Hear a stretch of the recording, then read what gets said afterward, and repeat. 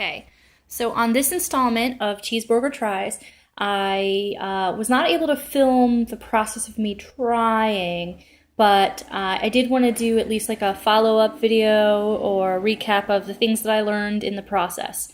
So this one was about stripping vinyl toys so you could prepare them for a custom paint job.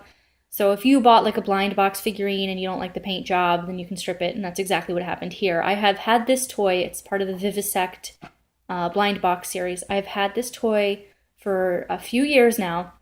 I was never particularly fond of the paint job, but I did like the sculpt. So what you do in preparation is, somewhere I'll insert the before picture so you can see what they look like new. You take it into as many parts as possible. That way you won't get as many crevices where the darker paint remains, like I have here. So anything that easily came out or apart, I did pull that apart. Now I can't get it one-handed. Okay.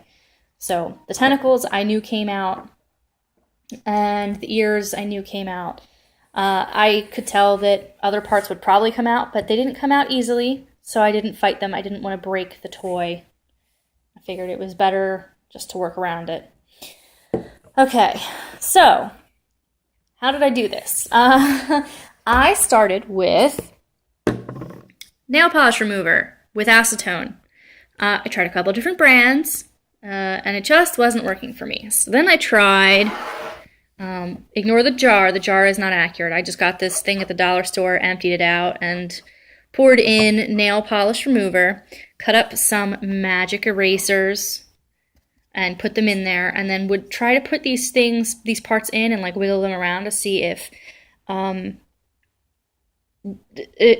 maybe soaking or rubbing in the jar would help expedite the process. Ultimately, what would happen was the paint would get a little bit bubbly, and I could tell that it would come off, so I would try to get it off, and it just wouldn't come. Now here, you can see these ridges. That's where I tried to assist it with my fingernail.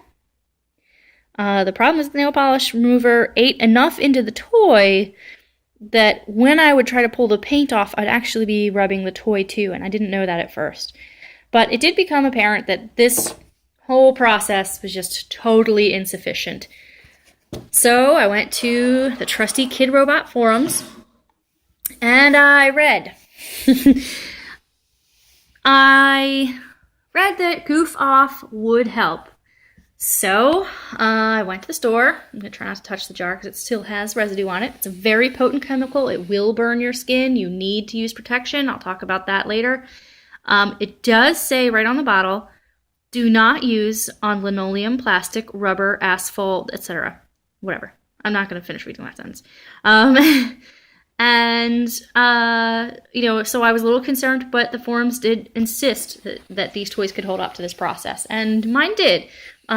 Most of the damage that my toy had to it, I either got it that way or did it in the process of trying to strip it with other methods, so I really can't blame Goof Off for that. That said, using Goof Off, I would not recommend using this product if you are a child. If you have a kid, I would not put it in their hands, especially not for anybody like under 13, but it's really up to you to set what appropriate age you think is acceptable to use this product. It's a very strong chemical, though. It will burn your skin. You want to use protection, and on that discussion, definitely goggles.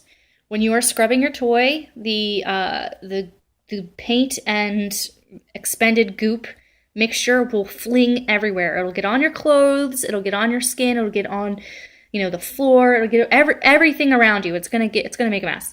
So you want to wear clothes that you don't care about. Probably also an apron, that's up to you, and definitely eyewear. You might want to put a bandana over your face if you feel that your skin is especially sensitive.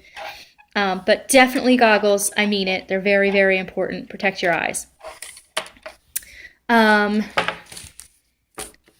I also read that I was supposed to use chemical-resistant gloves, and I learned in the process that I do not have those. I tried latex gloves, and it ate through those, and I tried those yellow kitchen sink gloves, and it ate through those. So what I started doing was double layering. I would wear the latex underneath, I'd wear this on top, and then periodically it would just eat through the glove, and I'd have to take off the yellow glove before it got all the way through to the latex and replace it. That said, it does still have like a lingering, tingling feeling on my hands, so it must have gotten through the gloves a bit. It's not like a super strong feeling, but it definitely could be if you don't catch it early enough. I tried to use a toothbrush in the beginning to scrub, and it was insufficient. So I started using one of these scrub brushes. It's got harder bristles, I think from the dollar store. Just something with a handle and something with really firm bristles. And it worked pretty well. There's still some residue on there. So, I mean, you can't use these things for anything else. I also used a bucket filled with warmish water, but I'm sure cool water would be fine, just to rinse the toy parts in from time to time and rinse the brush in from time to time, because after a while you're just going to start redepositing the paint goo that you've scrubbed off. So, and there's still some flecks on it, but I'm not too worried about it. I just needed to get it smooth enough and clean enough to put primer on so that I wouldn't feel the edges where one paint design stopped. Like there was like a semi-Batman logo thing on his forehead, and you could feel with your finger the edge of the paint. So I wanted to make sure there was none of that. So yeah, you want to break it down into as many pieces as you can. I didn't try to break it down smaller just because they weren't coming apart easily, and I didn't want to risk breaking it. The ears won't fit back in yet because the toy is still actually a little bit swollen from having been soaked. Turn that around. Anyway, I do want to thank you guys for watching. I hope that if you were looking to strip a vinyl toy, that this helped. Again, you want to make sure you wear appropriate protection for your skin and your eyes. It's very important. This chemical is very, very strong. There's still residue on the can, and like even just touching it will tingle your skin. It's very potent.